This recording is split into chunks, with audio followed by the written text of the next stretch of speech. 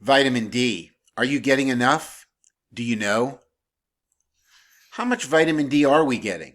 Well, think about the 21st century Western world. How much time are we actually spending in the sun? Let's go through this, and what we may realize is that we're really not spending very much time out in the sun with little clothing on at the right time of year, living in the right place, depends on the color of your skin, etc., etc. At the end of the day, most human beings do not have significant vitamin D levels, and it couldn't be more important than in today's world. How does this work? Well, sunlight causes the body to produce vitamin D, and it sets off a set of chemical reactions that starts off by stimulating a vitamin D precursor in the skin, and that goes through many different reactions to eventually form the active form of vitamin D. A few terms that you've probably heard: there's vitamin D2, which is ergosterol, vitamin D3, cholecalciferol, and then we have 25-hydroxycholecalciferol, and then the active form of vitamin D, 1,25-dihydroxycholecalciferol. Bottom line, it turns out that there are vitamin D receptors in most, if not all, cells of the body. That's why vitamin D is so significant for health. So let's look at the United States. Where do you live? If you know latitude and longitude, the latitude, the line's cross-section above and below the equator, look at the 37th parallel. So if you're north of that, if you live north of that, you're going to have what we call a vitamin D winter, meaning between October, November, and March or April, you're not going to be able to manufacture vitamin D even if you get sun exposure. Now, if you live below the 33rd or 32nd parallel, that's basically San Diego to Dallas to Atlanta, then you do have the ability all year round to manufacture vitamin D from the sun. So if you live south, you have a huge advantage. So where you live is extremely important in terms of your ability to make vitamin D from the sun. Now, the next thing is skin color. This is something called the Fitzpatrick scale. We have type 1 all the way to type 6. If you're very pale white, you may always burn, never tan, all the way down to black, very dark, brown to black skin. Bottom line is, the lighter your skin, the easier it is, the faster it is to produce vitamin D. Now remember, since human beings, we all started around the equator, very interesting that scientists believe that skin pigment lightened as humans moved away from the equator to enable the body to make more D from locations that had less UVB available throughout the year. So think about that. Having darker skin was an advantage. Being by the equator, you could be out in the sun, not burn, get adequate vitamin D production. However, if you have darker skin and moved away from the equator, oh boy, now we have a problem. Flipping that around, light skin by the equator, big problem with burning. So you can see that skin type, we have to balance the burning with the vitamin D production. Very, very important to understand. So there's something called the minimum erythemal dose. Erythema is just a fancy medical word that says redness. So this depends on skin type and thickness, the amount of melanin and the ability to produce melanin after exposure, and the intensity of the radiation. So you can see in this person, this is what their skin looked like at about 10 minutes, 20 minutes, 30 minutes. You can see a decent amount of reddening at 30 minutes. So under the right conditions, the body can produce 10,000 to 25,000 international units of vitamin D with full body exposure in just under the time it takes for your skin to turn pink. It is safer to increase exposure time gradually, as this allows your skin to adapt to the sun's intensity. As the season gets warmer and sunnier, exposed skin will adapt to produce a tan. You never have to worry about making too much vitamin D from the sun because your body self-regulates by stopping production when it has reached its limit. So think about it. How much skin are you exposing when you get out in the sun? Let's take a look here. San Diego, Seattle, hands and face exposure versus short sleeves exposure versus shorts and a t-shirt exposure and just shorts exposure. So the more skin you expose, the faster you get the vitamin D absorption, the less amount of time you need to spend in the sun. Now, what time of day? So 12 noon, maximum vitamin D UVB rays. Another way to think about this is the shadow rule. If your shadow is longer than you are tall, you will not make any vitamin D. So think early morning, late afternoon. Another factor about vitamin D absorption. What is the UV index? Go on any number of apps, any weather website, you can find the UV index for the day. And the higher the UV index, the less amount of time you have to spend in the sun to get adequate vitamin D absorption. An index of 0 occurs at night. An index of 10 corresponds to midday summer sunlight without cloud cover. You must have over 3 for your body to make vitamin D, and that usually is occurring between 10 a.m. and 2 p.m. Again, depending on where you live, your latitude.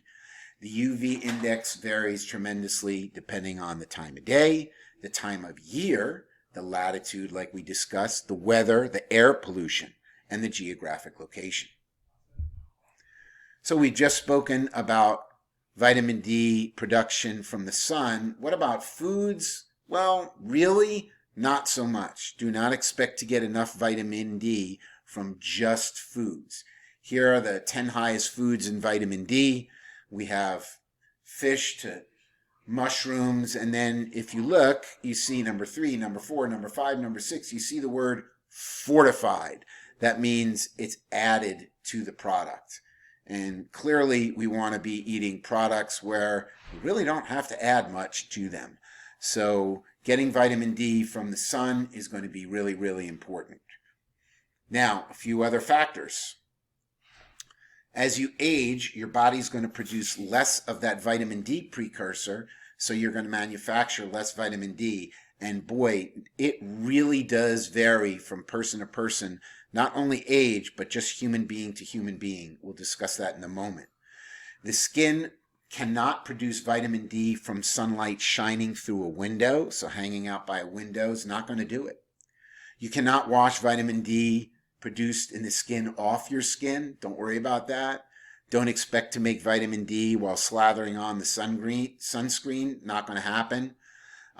Indoor UVB lights can be helpful, especially if you live in the northern latitudes. And really important point is that vitamin D toxicity is highly unlikely. There's a lot of concern for this you see in magazines, but the reality is it's really hard to take enough vitamin D, even with supplements, to have toxicity. We'll talk about that in a second. So the benefits of vitamin D go far beyond bone health, which is what most people think of. You can see multiple sclerosis, colon cancer, of course, bone, blood pressure and cardiovascular disease, diabetes, tuberculosis, muscle function, immunity, and all sorts of other chronic diseases. Since we're in the time of COVID, what about vitamin D in COVID? Well, decreased levels of vitamin D cause a decreased innate immune response, cause increased viral load. It allows that darn COVID-19, that SARS-CoV-2 to replicate in your body. It causes an increased adaptive immune response, which means you get blasted with hyperinflammation and increased what's called C-reactive protein, a measurement in the blood that any doctor can do for you, or you can frankly order it online without a doctor's prescription, and that will tell you generically how much inflammation is going on in your body and what they're calling a cytokine storm, and that increases the severity of the disease. So vitamin D is really important. Another really important point, you can't take massive doses of vitamin D after you've been infected, and expect it to decrease the severity of the disease. This is something you have to do as a prophylactic measure. That's why tests don't guess. We'll get to that in a moment. What are the outcomes with COVID? Well, here you go. If the levels are enough, the decreased risk of death goes down quite dramatically. So, like we say, tests don't guess. Think about testing your levels at the end of the winter time. So this video is being recorded in early May of 2021. This is actually a great time because in most of the country we're getting to the weather where you can get outside, even up north. So your level at this time of year may actually be the lowest. And it's a great time to get a test because then you can say, okay, where is my level now? And then what do I need? How much sun do I need? And then do I need to supplement? Because supplement means supplement. If you can get it from the sun, and your reality is you can get enough time, that minimum erythemal dose during the day, well then you've got it made. You can get enough vitamin D production to bring your levels up pretty quickly within a few months, sometimes within a few weeks. But here's an example. For me, I happen not to absorb vitamin D very well, and I take a huge supplement. I don't recommend this for other people. This is just what I do. And everything on this recording here is medical information. It's not medical recommendations or professional advice. You must see your doctor for that. But I need to take 25,000 units a day to get my levels in the 50 to 70 range, which is where I prefer to have them during the wintertime. As long as I get out in the sun in the summer, I'm okay. I still supplement with about 5,000 a day, even on the days that I get full sun. So I need a lot. Whereas other people, even, for example, my mother-in-law, she's almost 80 and she needs hardly any supplementation, even in the wintertime, to keep her levels very high. So there's an example of an older person who needs very little supplementation, if not no supplementation, as long as she gets some sun. So test, don't guess, and there's a link to a lab where you can do your own blood work. You do not need a doctor's prescription, and there are a lot of direct-to-consumer labs. So here's what your blood test will look like when you get it back from the lab. The Institute of Medicine recommends 20 nanograms per milliliter as your level. The Endocrine Society, 30 nanograms. Different vitamin D advocacy groups recommend 40 to 60. My personal feeling, and this is just my personal feeling, 50 to 90 is where I want to see myself and my family. Sometimes vitamin D is measured in micrograms, mcg. Remember, mcg versus mg. mg is milligrams, mcg is micrograms. 1 microgram equals 40 international units. Most vitamin D supplements will have IU or international units, but some will have the mcg, so now you know 1 mcg equals about 40, but there's a link to an easy converter. So at the end of the day, here's a nice chart that you can study. You can freeze the screen and take a look at it. Everybody needs vitamin D, but how much? Think about where you live. Think about your lifestyle. Think about your skin color. Think about the time of day that you're getting out. Think about how much clothing you have on. It's so important. And remember, vitamin D is in just about every cell. Receptor is in just about every cell of the body. So it's an extremely important nutrient. Enjoy. Get your vitamin D.